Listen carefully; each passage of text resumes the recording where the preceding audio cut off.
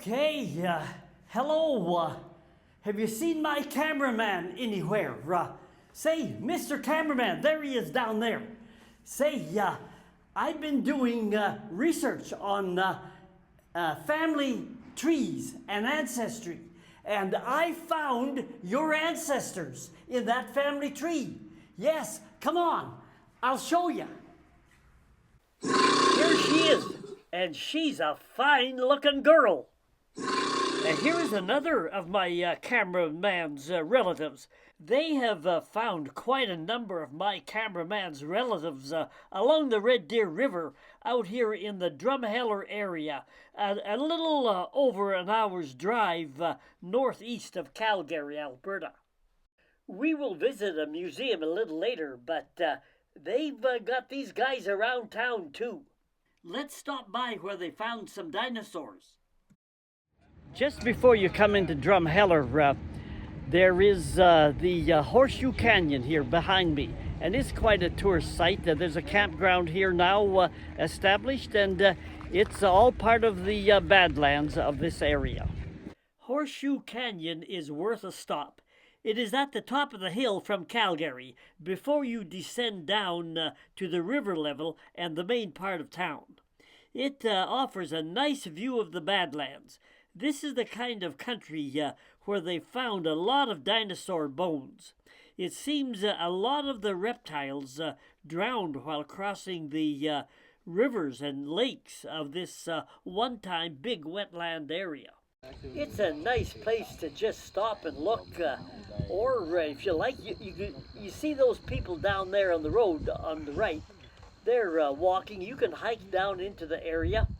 It's a nice, pleasant walk and climb a few hills like these people are doing here, and just taking a break. We're just on the outskirts of Drumheller. The highway pullout has a few large rock-type formations called clinkers. Coal catches fire quickly from natural processes like the hot sun and lightning, and the impurities like iron, silica, and aluminum fuse together and make these clinkers that are part of the coal area landscape. Where there were clinkers, they knew there was coal, and coal was discovered in the Drumheller area. Let's get into the town. Here is that dinosaur again. Look at its size, towering above the power lifters used to work on the statue. And look at the height of the building and the sign down on the left compared to the towering height of the dinosaur. And look at this horny fella.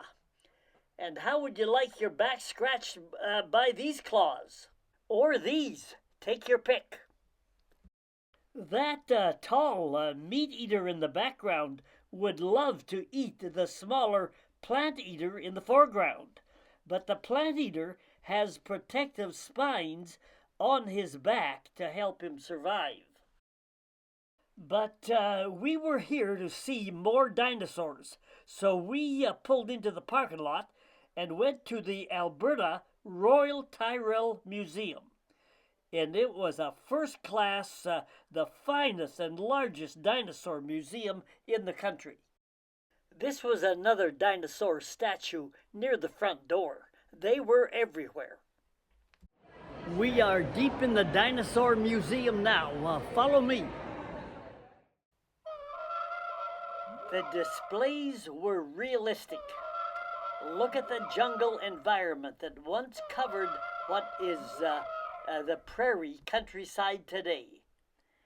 And look at the size of this monster. Many dinosaurs drowned in storms and rivers, but the battles were fierce, according to remains of things like battle scars, broken bones, and broken teeth.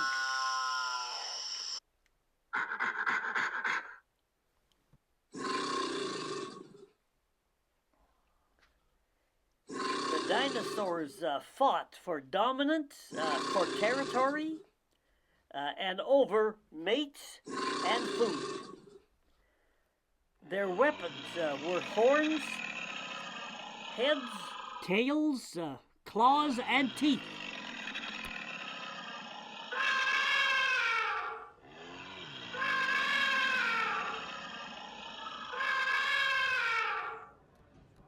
Areas in the museum echoed a bit with people talking about the displays.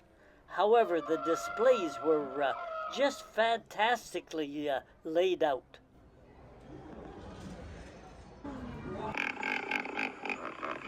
The displays were elaborate and spacious. And a paleontologist is a scientist who studies the history of the Earth through fossils. Let's just look at that word again. Paleontologist. It's a tongue twister. P-A-L, the first three letters. Paleontologist. And we are looking at the work of paleontologists.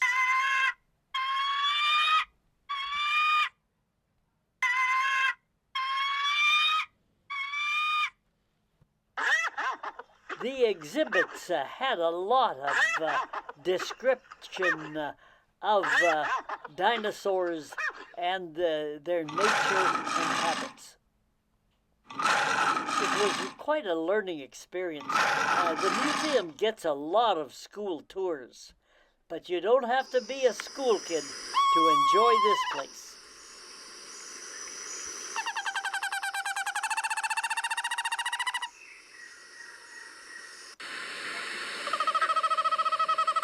And like we said, paleontologists study the history of the Earth through fossils. And let's just take a look what we mean by fossils.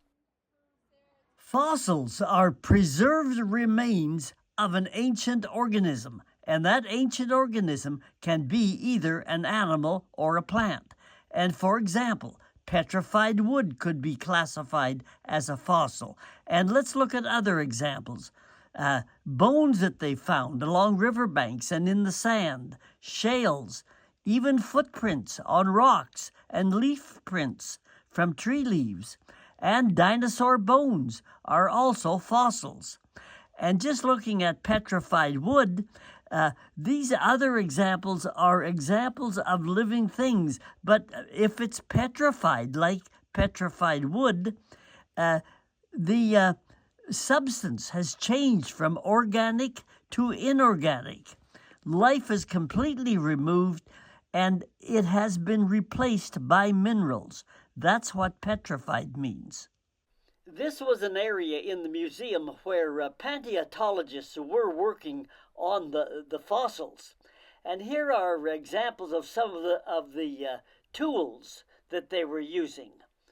Grinders and spinners and screwdrivers and hammers and little picks. And they were digging the dirt and the sand away from skeletons like these. It was an ongoing project in part of the museum. More fossils that they had uncovered. And another example, there's a footprint there, a claw print. We humans today still have a tailbone, but it has been chopped off. It was once much longer and evident in ancestors of both humans and great apes. Evidence suggests that we all have descended from a common ancestor. We all, dinosaurs and humans, have characteristics in common. For example, all of us have one bone in the upper arm, two bones in the lower arm that is an arm bone and a hinge bone or wrist bone. And also, we all have fingers or claw bones. Maybe it is just not my cameraman that is related to dinosaurs. You might check your own family tree. Or if you have checked it and found no resemblance, maybe you didn't go back far enough. They were working on marine fossils as well as fossils that walked the land. These were skulls of humans and other species as well.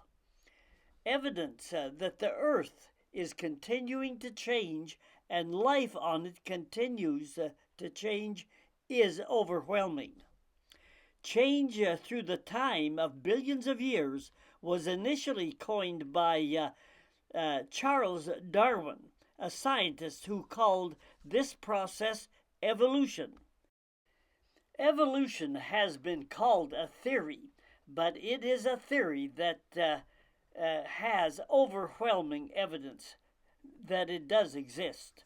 Evolution is the genetic change in living things over time. And the museum was organized into time eras of thousands of years, and these eras were called time zones such as the Precambrian era, the Mesozoic era, and so on. And each era lasted for thousands of years. At one time, much of western North America was covered with a huge ancient lake called Lake Agassiz. And at one time, before the lake formed, the whole area was covered in ice, if you look on the left-hand side. And it was covered with ice, but for some reason, the planet warmed up and the ice melted, leaving water and wetlands. And then into the water and wetlands formed over the years life in the form of dinosaurs and reptiles. And the dinosaurs and reptiles ruled the earth. There were no humans for many, many years later, until relatively recent times. Humans came along, and as you can see, our time on Earth compared the time to the time of the dinosaurs has been very short. Humans have been here for about 6 million years compared to the lifespan of the dinosaur era of 160 to 180 million years. Much, much longer. Did you know that the nearest living thing today to a dinosaur is a chicken? The museum has done a lot of research on flying dinosaurs or birds. Most birds have evolved to the point where they fly, but the ostrich is still a dinosaur descendant that does not fly. Some dinosaurs developed scales and then feather coverings, and some then jumped from trees, and they glided between trees and eventually took flight. Dinosaurs did not give live birth, but rather laid eggs hidden in dirt mounds. And these mounds have since been discovered and uncovered by paleontologists. Unlike in live births, many eggs could be laid that increased the chances of more surviving. No carrying heavy offspring during pregnancy. Just lay the eggs and it took less energy. Just lay the eggs and leave. No parental care often needed. The newborns could break out of the eggs and fend for themselves faster. Eggs increased the chances for survival. More very impressive displays. I kind of got lost walking through them. It was not just the animals and bones in the displays, but the background environment that was part of many displays that was so impressive. Like this one here. Look at the vegetation in here. And you really enjoyed it as you walked by. Look at the size of the Komodo dragon on the right there compared to a crocodile. Much bigger. They had a number of comparative displays here, like the human size compared to a dog. They also had teeth sizes and shapes. Some were sharp, and look at the alligator tooth there. They also had this. There was also this game that kids could play, and they would race around the different kinds of dinosaurs around a track. One conclusion was that the length of your leg was a big factor in speed, and humans did not compare very well to those of those big dinosaurs. Where we compared much better was in terms of brain power. Several displays compared brain size. Look at here, we're for birds, 0.02 of the body mass of reptiles, amphibians, and fish. Compare that to the dinosaurs, 0.02, a little more. Birds, 1.2 of body mass, but look at us, 2.3. Although some people I know would fall into the bird brain category. We have seen most of the displays, but as we look at the last few ones, I can tell you that some dinosaurs had as many as 1,000 teeth and had tremendously powerful bites. Some were carnivorous meat eaters, others were herbivorous or plant eaters. They ranged in size from a cat to a giant, and their fossils have been found on all continents. Most were cold-blooded, but some, like the flying dinosaurs, the birds, started to develop some warm-blooded characteristics. Mass extinction occurred relatively quick. Maybe an asteroid covered the sun, the environment cooled down, the cold-blooded animals could not survive, and climate change occurred, and mass extinction happened relatively quickly. Could such a mass extinction ever occur again?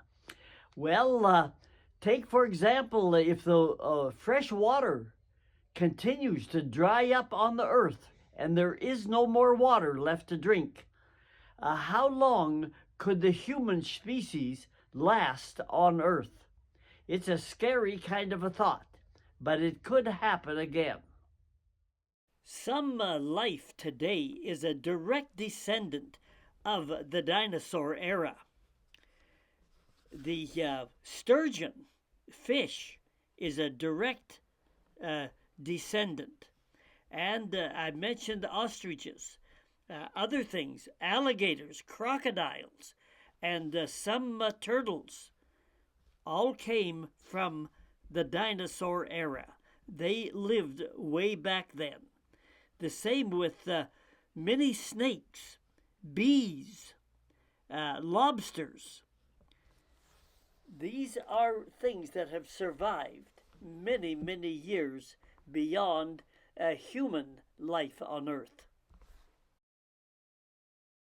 While we are looking at some more exhibits, I will tell you about the museum was named after Joseph Tyrrell. He was a government surveyor in the 1880s, and during his preparations to come west and survey, someone told him that he might look into what another surveyor had done a generation before in the same area. That other surveyor was David Thompson, probably the world's greatest surveyor and mapper, traveling 90,000 kilometers across all of western North America, developing both fur trade routes and doing surveying for the big fur company, the Hudson Bay Company. So Tyrrell looked for David Thompson's work, but couldn't find it at first. And then eventually he followed some leads, and he found David Thompson's work. Now, What he didn't realize was that Thompson, 2 generations or so beforehand, had worked for the Hudson Bay Company, but had got into conflict with them. And I've said before in other videos, cross the big boys and they put the boots to you. And that's what the Hudson Bay Company did to David Thompson. They were so mad at him quitting their company and going to work for the competition. The competitive company was called the Northwest Company, and they competed with the Hudson Bay Company for the fur trade monopoly across North America. The Hudson Bay Company burned some of David Thompson's work, and to this day they have never found any inaccuracies in the survey work, the mathematics and angles in the work that Thompson did. Never found any inaccuracies. Tyrrell followed some leads and found out that not all of Thompson's work had been burnt. So he found some buried in a trunk in a basement in Montreal. And the point I'm making is that this fella Tyrrell, that the Dinosaur Museum is named after, he really saved the reputation for David Thompson long after Thompson's death. If it hadn't been for Tyrrell following through and finding Thompson's work, one of the greatest Canadian historical figures, all of his work would have been lost and buried beneath the background of history. But Tyrrell saved the day. The Hudson Bay Company never acknowledged or respected David Thompson's great work. Ironically, a decade later, the Canadian government did not acknowledge or respect Joseph Tyrrell's contributions. Besides recovering David Thompson's work, Tyrrell also first reported coal in the area and found a large dinosaur along the banks of the Red Deer River, buried in the mud and sand. And it was the beginning of dinosaur science. Tyrrell was never acknowledged for his work, became discouraged, left surveying for gold prospecting in the Yukon, and never did receive the credit that history probably should have recognized him for. By the time David Thompson and Joseph Tyrrell died disappointed, they died unrecognized and in poverty. It seems to be the Canadian way to discredit its heroes. The government recently tore down the statue of our first Prime Minister and founder of the country, John A. Macdonald. In contrast, American history is full of heroes. Again, in Canada, it is more customary to heap shame and accusations on them. The U.S. esteems its historical heroes to their credit. Canada, unfortunately, often degrades and demeans them. The museum offers dinosaur programs for adults and school students. Here are some of them here, kind of a dance operation, express dig experience. They take people out digging, a thing called fossil casting. These are some examples. Fossil hunting hikes. They have a full array of programs. And there's a sales area where you can purchase books and souvenirs and cups and different kinds of clothing, drinking cups, things like that. We are all finished with the museum and we're rolling on down the road. That museum was one interesting place. I'd like to leave you with a couple of thoughts. One is, have you ever wondered why most people fear and detest reptiles like snakes? Nobody has a snake for a pet, not many. Well, one explanation is that we are born with this innate fear. It's part of our DNA, this fear that the dinosaurs will return to Earth and take over again. They ruled the earth at one time, and now humans rule the earth. We are competitors, and we fear the day that the dinosaurs might return and control the earth. Here is another thought that I'll leave you with. Mass extinction can occur very quickly. And someone said to me, if you want to see about the future of humans, take a telescope and look at the planet Mars. At one time, Mars, there's full evidence there that they had water at one time. No life has been detected on Mars, but they had water. Potential for different kinds of organisms and life. If the water dries up on Earth, which it seems to be doing, we'll have to all learn how to drink salt water. And if we can't do that, doomsday can occur for many people sooner than you might think. So there's another pleasant thought to think about. And we're rolling on down the road. This is I Go Travel with Don Barnett. I hope you enjoyed the Dinosaur Museum. I certainly did. And it's some food for thought. Hit the subscribe button, and that'll tell you when we're putting more videos on the internet as we travel around the country. So long for now. If you want to see more videos that we've made, just do what it says here on the bottom. Google my name, Don Barnett 5090. And then click on my name, hit the word playlists in the middle of the page, and scroll down. Each playlist contains several travel videos.